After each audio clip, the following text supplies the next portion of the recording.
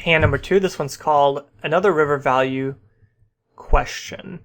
So we have pocket queens, raise pre-flop, and get called by a button. Our read on the button is he's playing 51-19 with an aggression factor of 0.6 over 124 hands. And the OP says, so he's a really pretty loose passive fish, and I would agree with that. So we bet the flop, and I like the bet size. It's 2-3-4 with a diamond draw. So on this flop, I expect him to have all kinds of ace-x type hands, 5x type hands, flush draws, possibly overpairs, like certainly 5 would be an overpair, 5, 6, 7, 8, blah, blah, blah, blah, blah, all the way up. The turn is a 9 of clubs, which should not improve the villain unless he had pocket 9s. We bet again, and he calls again.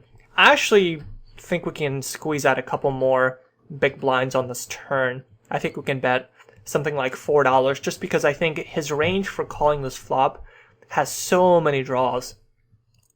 And the 9 is a blank. And the river brings an ace. And the ace is a really bad card for us because a lot of one pair type hands that the villain can have might have an ace 2. So a hand like ace 2, he would call this flop because in his mind he's got, and I mean he does, a pair, a draw to the 5, so he's drawing to the wheel, and could potentially get 2 pair.